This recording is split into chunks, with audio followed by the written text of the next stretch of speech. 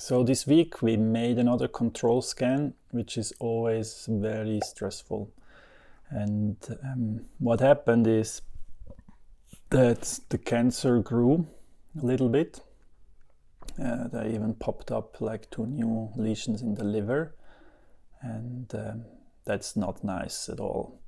So I want to talk about how I feel and how I cope with those feelings in a very honest and direct way, without any filter.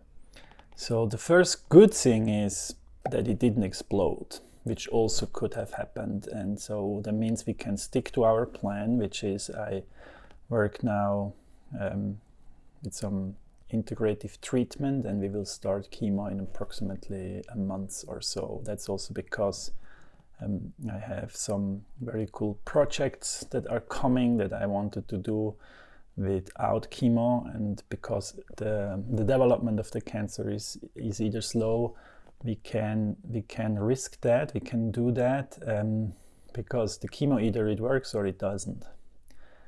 Which brings me to the main topic, like how does it make me feel? So I feel a lot of different things, and the first point that I want to make is that I try to just observe my feelings and describe them. So I feel scared, I feel anxious, I feel stressed, because my mind goes like, okay, if this grows and the chemo doesn't work, like what's gonna happen then? And that's very, very scary. I feel sad, I feel like depressed, I feel a different energy level, I feel insecure and somehow unsafe. It feels like my life is not safe anymore. I mean, it's never safe, but it feels really unsafe at the moment. And that's not it's not a nice cocktail of emotions. And already looking or like trying to describe my emotions, I see it's a cocktail. It's not one feeling, it's many different things. So that's the first thing I do. And then I don't try to push those feelings away. I just allow myself to feel those feelings, because they are totally normal that in a situation as I am that you feel. And so I don't try to pretend, everything is easy and fine. It's not an easy situation.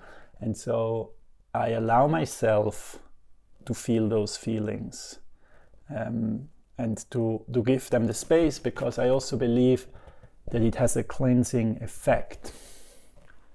And that's an important point I want to make. Just because I feel sad or I feel anxious or I feel depressed or I feel stressed doesn't make me a victim. That's a difference if you have the courage to give your emotions the space, or if you indulge in the emotion to cover up or to hide or to get attention. And that is not my motivation or my intention to get attention. It's just what I feel, and I want to be honest with myself, because I owe that to myself. And so far it's not like easy, but I think it's the right first step that I feel like that I can do, and to let my body feel the emotions and not like covering up and say, yeah, I'm strong and positive. So that's the first.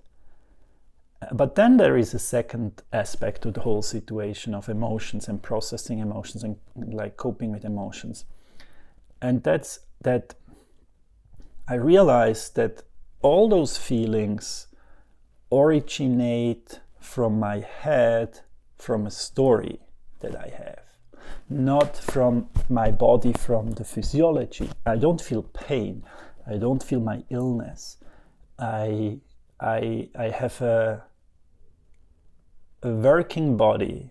I go on my bike and I make big bike rides or go running. And so I made a thought experiment yesterday. I fight now with this illness for 10 years. So let's assume that nobody ever told me that I have this illness, because I don't feel my illness. So nobody ever told me. And every time, the only thing that I feel is the treatment, the surgery, the chemo, the radiation. That's what I feel. I don't feel my illness. So let's assume every time I go into a surgery or into a treatment, they give me a pill, I fall asleep, they do all things they have to do, and then I wake up again. I don't know anything.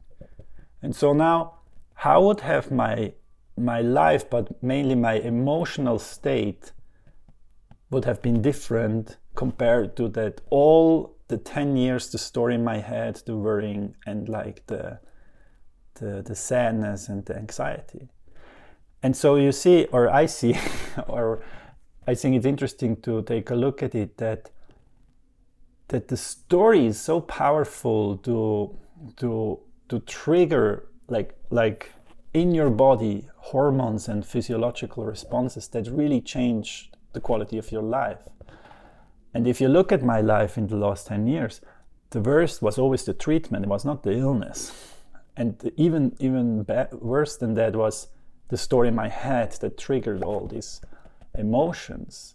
And that's also what's happening now. And it's human, it's normal, because we're worried and we look into the future with like, oh, what's going to happen? So I'm not judging myself for that, but I think it's just interesting to observe. And so what I try to do is to stay in the present, in the moment here, and becoming aware that this is like what life is now about. And it's always about what's now in the present. It's a big cliche, but it's so true. And that doing that is not like pushing away the emotions. I think it's just becoming aware that there are these different aspects of processing emotions. On one side, giving them the space and giving your body, your physiology, the space to cry it out and to get angry and to really release the emotion. But then on the other side, also questioning like, okay, wait, where does my mind go? And what are the results of my story that I have in my head? So yeah, that's how I feel, and that's how I try to cope with my feeling, and always remembering that feelings are not good or bad, they're just comfortable or uncomfortable, and it's a part of learning, also for me, of learning to cope with these very complex emotional states. So yeah, that's a little update. I'm gonna update you in the future how it's going, and thanks for all the support and all the good wishes. I wish you also all the best, and see you here next time. Bye bye.